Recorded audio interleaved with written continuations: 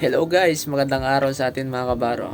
For today's vlog is pag-usapan natin kung paano ako nakapasok sa cruise ship, where to apply, and what are the requirements. If you're interested in this video, please continue watching.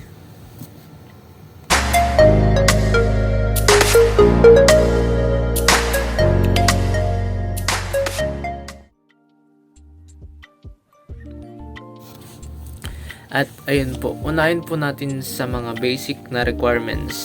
Ang first requirements po is experience. Hanapan po tayo ng experience pag nag-apply tayo sa barko. Kahit na 2 to 3 years na experience to 2 to 5 star hotel po, or kahit OFW, pwede po tayo mag-apply. At kung wala po tayong experience, pwede rin naman po tayo mag-apply, kaso mas advantage mo kung may experience ka sa position na applyan mo. And then next po is passport. Dahil sa ibang bansa tayo magtatrabaho, nire-require na kumuha ng passport and then seaman's book po dahil sa barko tayo. Bago po tayo makakuha ng seaman's book is kailangan muna natin kumuha ng basic training. Yan po yung requirements ng seaman's book. Nung kumuha ko is around 7,000 to 8,000. Hindi ko na po alam kung magkano na ngayon. After nyo makakuha ng basic training is ayun, pwede na po tayo mag-appoint ng seaman's book po sa marina.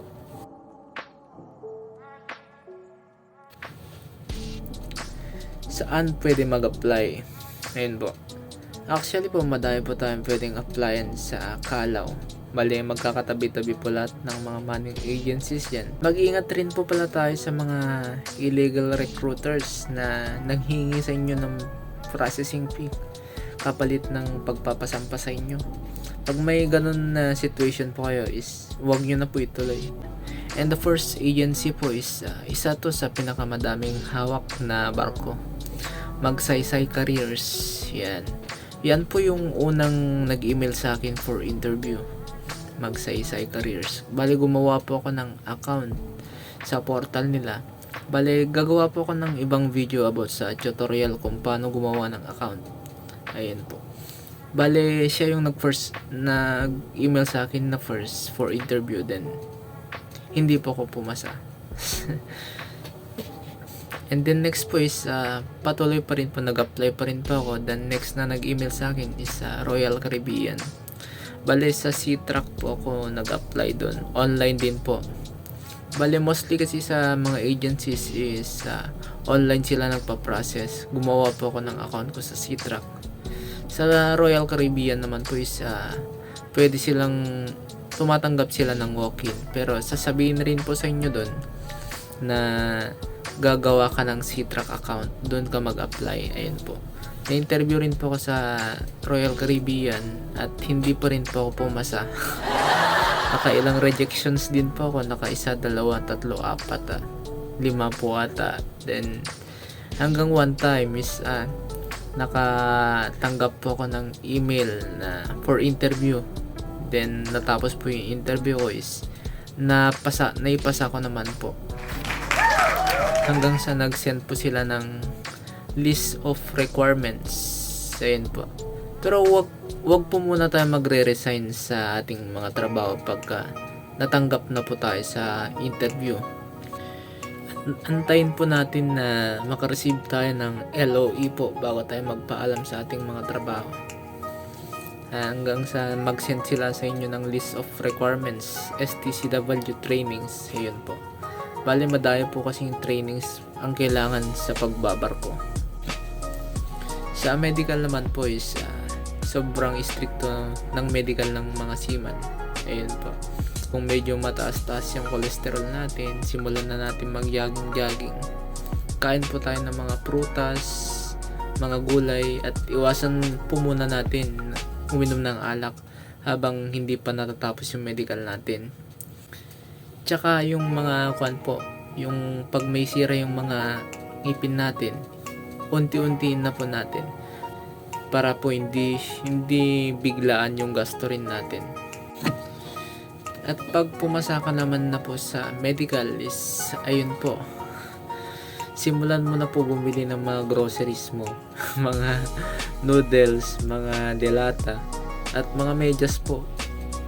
Kasi dito sa barko po, nagkakawalaan lahat ng medyas pag naglo-laundry ka. Simulan mo na rin po magpaalam sa inyong kumpanya before joining date nyo para may handa po yung sarili nyo. Kasi hindi po madali yung buhay na haharapin nyo dito sa barko. Pagka nakahanda na po lahat ng kailangan natin, mga papers natin, documents, kailangan rin po natin ihanda yung sarili natin. At kasi 6 to 8 months, minsan nga umabot pa ng 1 taon bago tayo makapagbakasyon, kaya kailangan bumawi tayo sa pamilya natin before tayo alis. Although sa barko naman po is may libreng WhatsApp, pero chat lang po. Ang internet po pala namin dito is $4 for 24 hours Facebook. And my advice is, ayun, gawin yung attractive yung resume nyo. Yung pagbukas pa lang ng interviewer nyo is may makikita na siyang point of interest, like certificates, trainings sa mga past na trabaho nyo. Kung naging employee of the month kayo, pwede nyo po ilagay. Kailangan nyo rin maging updated sa lahat ng page ng pinagpapasahan nyo, sa mga page nila, kasi doon sila magpo-post ng update kung ano yung hiring.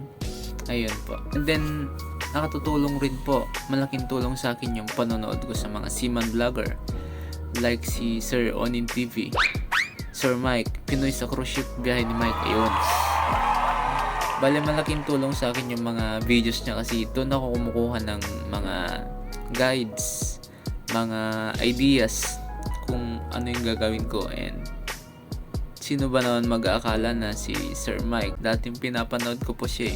Di ko rin naman inaasahan na magkikita pala kami sa barko. Sana mas madami pa tayong matulungan na katulad ko dati na nangarap rin makapagbarko. Ayan po. Then last one na kailangan natin is pasensya. Kasi kahit dito sa barko, kailangan natin habaan yung pasensya natin. Kasi may encounter natin dito, different nationalities, kailangan natin i-adjust. At ayun po, siguro dito ko na puputulin yung video na to. And kung nagustuhan po natin yung video, huwag po natin kalimutan i-click yung share button, paki-like na rin and subscribe. At maraming salamat po sa ating panonood.